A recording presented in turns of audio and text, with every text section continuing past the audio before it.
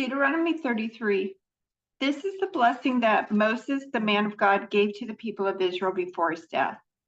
The Lord came from Mount Sinai and dawned upon us from Mount Seir.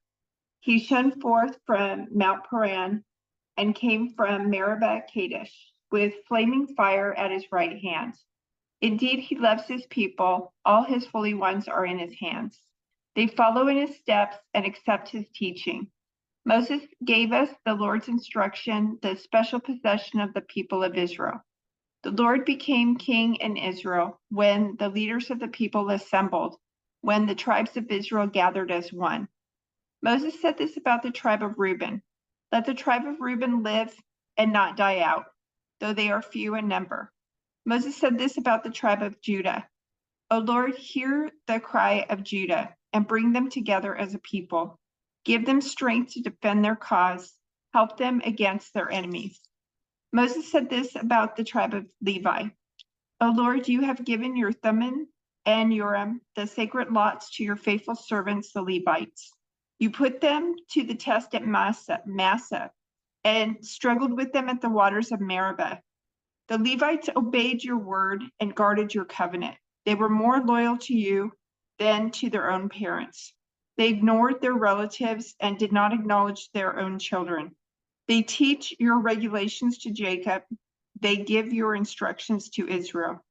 They present incense before you and offer whole burnt offerings on the altar.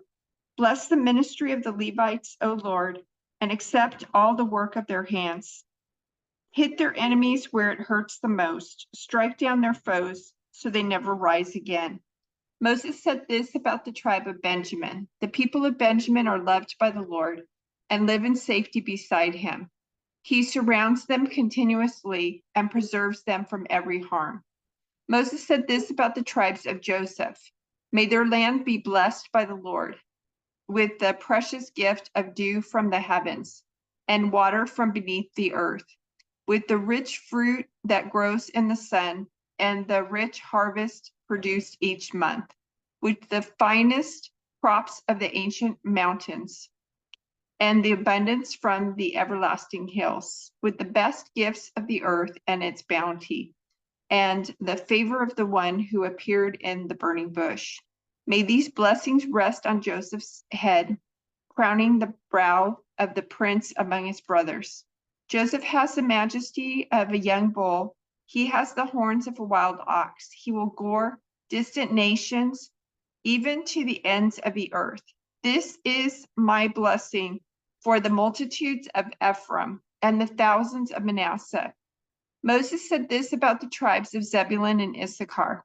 May the people of Zebulun prosper in their travels. May the people of Issachar prosper at home in their tents. They summon the people to the mountain to offer proper sacrifices there.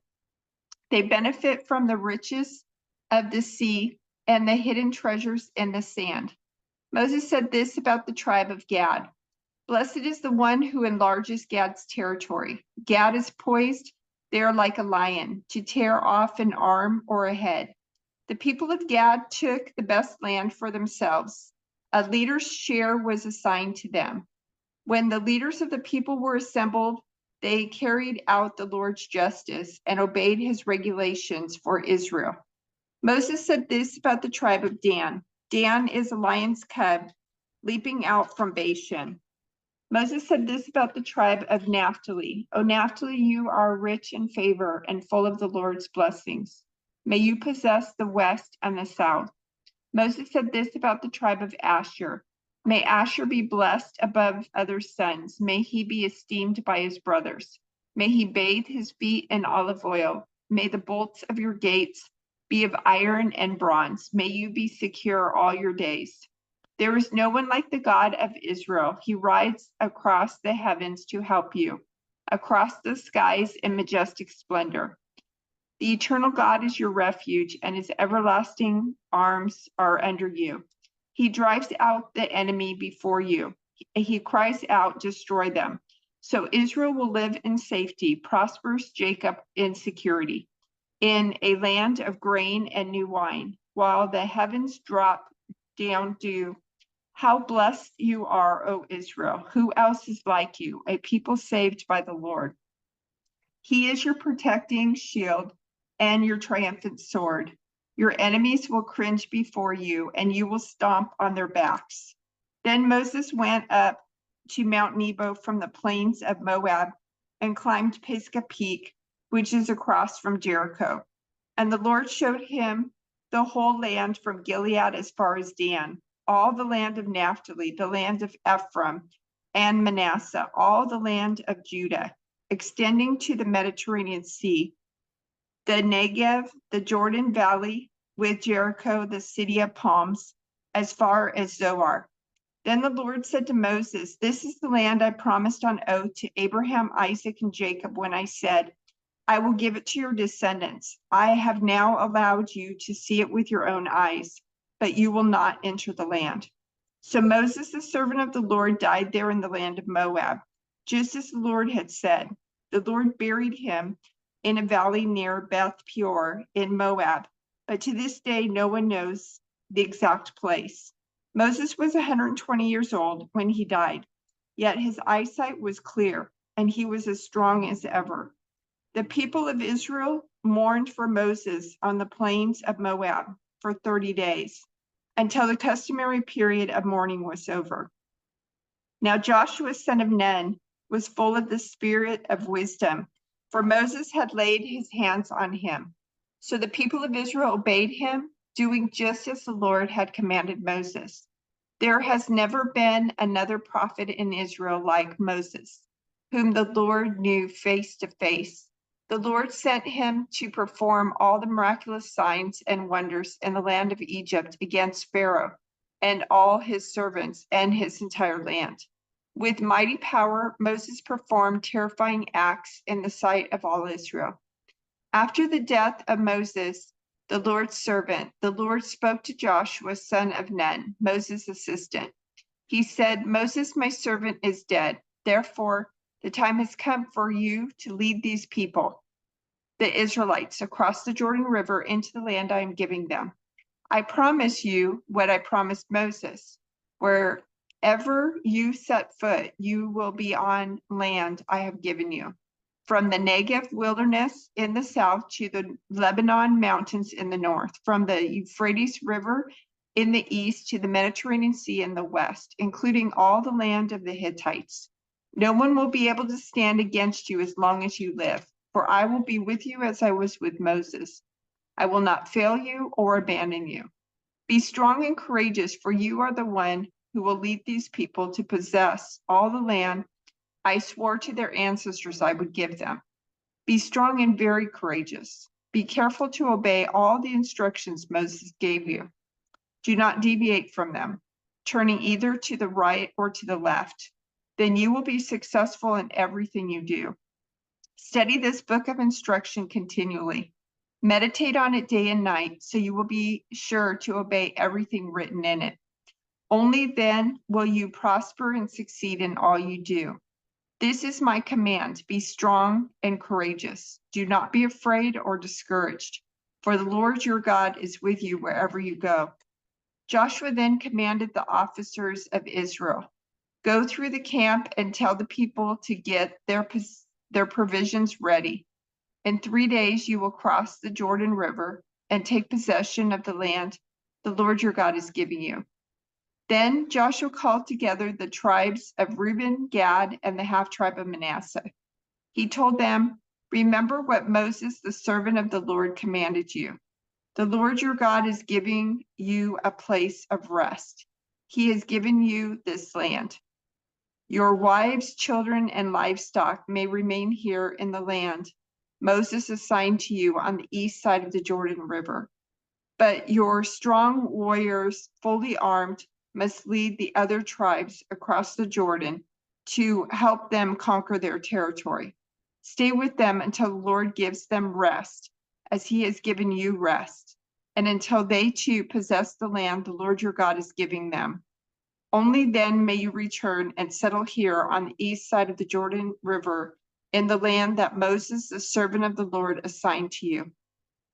They answered Joshua, "We will do whatever you command us, and we will go wherever you send us. We will obey you just as we obeyed Moses. And may the Lord your God be with you as he was with Moses. Anyone who rebels against your orders and does not obey your words, and everything you command will be put to death. So be strong and courageous. Then Joshua secretly sent out 2 spies from the Israelite camp at Acacia Grove. He instructed them, scout out the land on the other side of the Jordan River, especially around Jericho. So the 2 men set out and came to the house of a prostitute named Rahab and stayed there that night. But someone told the king of Jericho, some Israelites have come here tonight to spy out the land. So the king of Jericho sent orders to Rahab, bring out the men who have come into your house, for they have come here to spy out the whole land. Rahab had hidden the 2 men, but she replied, yes, the men were here earlier, but I didn't know where they were from. They left the town at dusk as the gates were about to close. I don't know where they went. If you hurry, you can probably catch up with them. Actually, she had taken them up to the roof and hidden them beneath the bundles of flax she had laid out. So the king's men went looking for the spies along the road leading to the shallow crossings of the Jordan River. And as soon as the king's men had left, the gate of Jericho was shut. Before the spies went to sleep that night, Rahab went up on the roof to talk with them. I know the Lord has given you this land, she told them. We are all afraid of you. Everyone in the land is living in terror. For we have heard how the Lord made a dry path for you through the Red Sea when you left Egypt. And we know what you did to Sihon and Og, the 2 Amorite kings east of the Jordan River, whose people you completely destroyed. No wonder our hearts have melted in fear. No one has the courage to fight after hearing such things. For the Lord your God is the supreme God of the heavens above and the earth below. Now swear to me by the Lord that you will be kind to me and my family, since I have helped you. Give me some guarantee that when Jericho is conquered, you will let me live, along with my father and mother, my brothers and sisters, and all their families. We offer our own lives as a guarantee for your safety, the men agreed. If you don't betray us, we will keep our promise and be kind to you when the Lord gives us the land.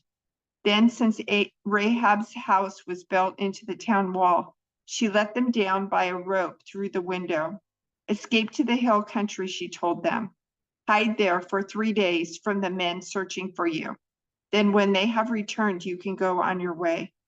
Before they left, the men told her, we will be bound by the oath we have taken only if you follow these instructions. When we come into the land, you must leave this scarlet rope hanging from the window through which you let us down. And all your family members, your father, mother, brothers, and all your relatives must be here inside the house. If they go out into the street and are killed, it will not be our fault. But if anyone lays a hand on people inside the house, we will accept the responsibility for their death. If you betray us, however, we are not bound by this oath in any way. I accept your terms, she replied, and she sent them on their way, leaving the scarlet rope hanging from the window. The spies went up into the hill country and stayed there 3 days.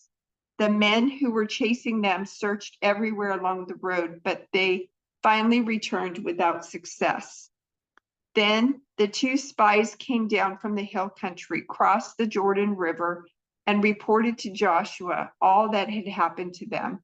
The Lord has given us the whole land, they said, for all the people in the land are terrified of us.